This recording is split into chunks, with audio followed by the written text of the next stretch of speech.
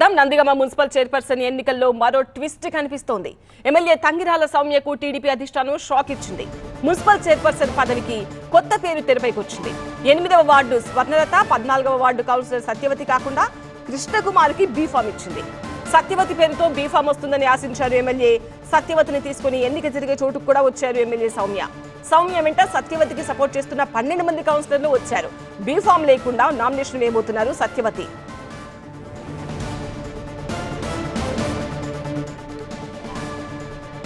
Nandigama municipal chairperson ఎన్నికల్లో twist కనిపిస్తోంది. MLA Tangirala సౌమ్యకు టీడీపీ అధిష్టానం షాక్ ఇచ్చింది. మున్సిపల్ చైర్పర్సన్ పదవికి కొత్త పేరు తెరపైకి వచ్చింది. 8వ వార్డు స్వర్ణలత, 14వ వార్డు కౌన్సిలర్ సత్యవతి కాకుండా కృష్ణకుమారికి బీఫామ్ ఇచ్చింది. సత్యవతి పేరుతో బీఫామ్ వస్తుందని ఆశించారు ఎమ్మెల్యే. సత్యవతిని తీసుకుని ఎన్నిక జరిగే చోటు కూడా వచ్చేశారు ఎమ్మెల్యే సౌమ్య వెంట సత్యవతికి సపోర్ట్ చేస్తున్న 12 మంది కౌన్సిలర్లు హాజరయ్యారు. ఇక బీఫామ్ లేకుండా నామినేషన్ వేయబోతున్నారు సత్యవతి. నందిగామ మున్సిపాలిటీలో 20 వార్డులు ఉన్నాయి. ప్రస్తుతం సత్యవతితో కలుపుకొని 13 మంది కౌన్సిలర్లు ఎమ్మెల్యే వర్గానికి మద్దతుగా ఉన్నారు.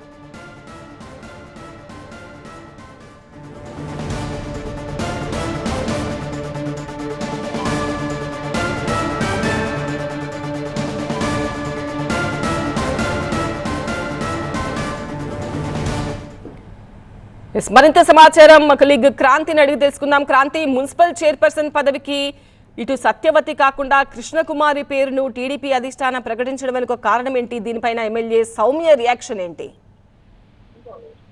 నందిగామ మున్సిపల్ చైర్మన్ ఎన్నికపై అయితే ఇంకా ఉత్కంఠ కొనసాగుతుందనే చెప్పాలి. అయితే ఇక్కడ మనం 2 వర్గాల మధ్య గొడవ అవుతుందని చెప్పాలి. లోకల్ గా ఉన్నటువంటి ఎమ్మెల్యే వర్సెస్ ఎంపీ వారి కింద మారిపోయింది. అయితే ఇక్కడ ఒక్కొక్కరికి సపరేట్ గా సపోర్ట్ చేస్తుండటంతో వారు కాస్త ముదిరిందని చెప్పాలి. మొదట బీఫామ్ ఇచ్చినటువంటి లిస్ట్ లో మనం చూసుకుంటే కనుక స్వర్ణలతకి అధిష్టానం నుంచి బీఫామ్ రావడం జరిగింది.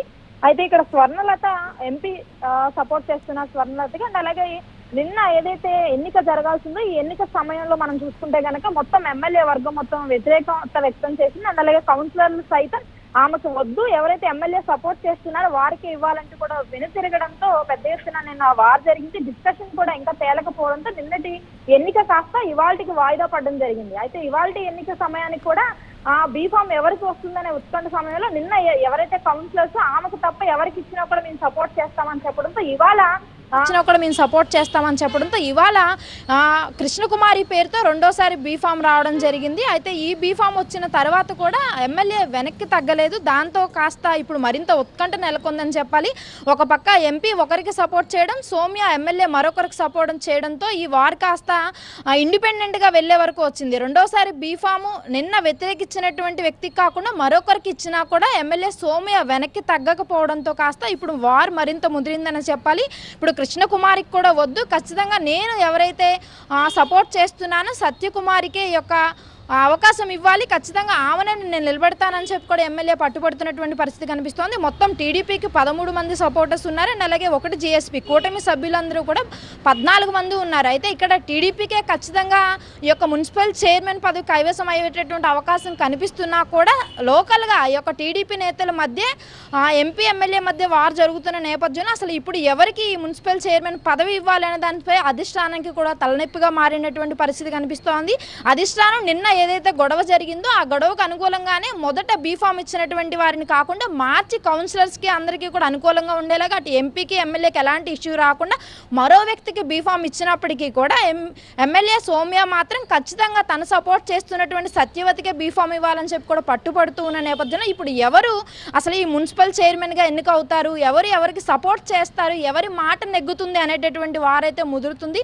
12 గంటలకి సమయం కూడా ముగుస్తుంది కాబట్టి ఈలోపే వీళ్ళు ఒక నిర్ణయానికి రావాలి, లేదా మళ్ళీ యథావిధిగా ఎన్నిక వాయిదా పడేటటువంటి అవకాశం ఉంది. ఇప్పటికే ఎమ్మెల్యే సత్యవతిని తీసుకుని నేరుగా అక్కడికి రావడం జరిగింది. ఖచ్చితంగా ఇండిపెండెంట్గా ఆమెను నిలబెడతాను బీఫామ్ లేకపోయినప్పటికీ అని కూడా ఆమె తెగేసి చెప్తోంది. అయితే ఈ నేపథ్యంలో అధిష్టానం నిర్ణయానికి కౌన్సిలర్లు వ్యతిరేకంగా వెళ్తారా లేదా, ఈమెకు సపోర్ట్ చేస్తారా లేదా, సపోర్ట్ చేస్తే కనుక అధిష్టానం సీరియస్ అవుతుందా అనేటటువంటి ఆలోచనలో ఉన్నారు. కాబట్టి ఇంకా డిస్కషన్స్ అయితే నడుస్తూనే ఉన్నాయి.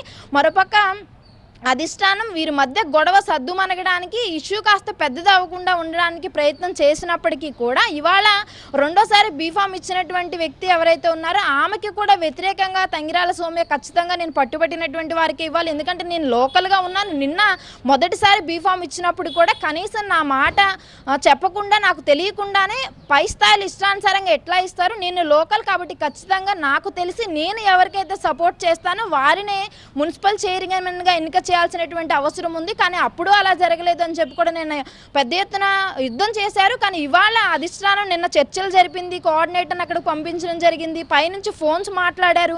ఈ గొడవను మొత్తం క్లియర్ చేసే ప్రయత్నం చేసి అనుకూలంగానే ఎవరి మధ్య గొడవ రాకుండా వారు వీరు కోరుకున్నది కాకుండా మధ్యలో మరో వ్యక్తికి కృష్ణకుమార్కి ఇవాళ బీఫామ్ ఇచ్చినప్పటికీ కూడా మళ్ళీ ఖచ్చితంగా ఇది నా మాట నెగ్గలేదు అనేటటువంటి విషయాన్ని దృష్టిలో పెట్టుకునే ఖచ్చితంగా ఈ ఇష్యూని పెద్దది చేస్తున్నారు అనేటటువంటి అంతర్గతంగా వైసీపీ అక్కడ ఇష్యూని రేస్ చేసేటటువంటి ప్రయత్నం కూడా చేసింది. అయితే ఖచ్చితంగా నిన్న బెదిరింపులకు పాల్పడ్డారని చెప్పి కూడా వైసీపీ పెద్ద ఎత్తున ఇష్యూని తెరపైకి తెచ్చినప్పటికీ కూడా అంతర్గతంగా కేవలం టీడీపీ మధ్య ఎమ్మెల్యే వర్సెస్ ఎంపీ మధ్య జరుగుతున్నటువంటి వారి నేపథ్యంలో ఇప్పుడు ఎవరికి అవకాశం ఇస్తారు, సత్యవతికి కౌన్సిలర్లు అందరూ సపోర్ట్ చేస్తారా లేదా అనే దానిపై అయితే ఉత్కంఠ నెలకొంది. రైట్ క్రాంతి.